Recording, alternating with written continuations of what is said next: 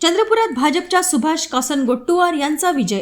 चंद्रपूर शहर मनपाच्या प्रभाग 1 ड मधून भाजपच्या सुभाष कासनगोट्टुवार यांचा विजय झाला आहे।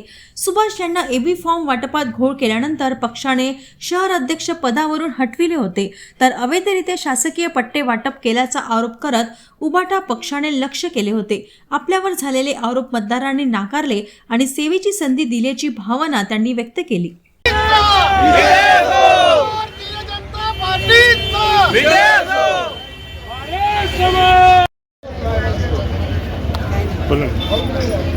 भारतीय जनता पार्टी शिवसेना आरपीआय युतीच्या माध्यमातून आमच्या तुकुम प्रभागामध्ये भारतीय जनता पक्षाचे 2 प्रभागातून 5 नगरसेवक निवडून आले। भारतीय जनता पक्षाचा नगरसेवक म्हणून काही माझ्यावर टीका टिप्पणी झाली, दोषारोप करण्यात आले। शेवटी खोटं बोला, रेटून बोला हे काँग्रेस आणि उबाटा यांचं कामच आहे।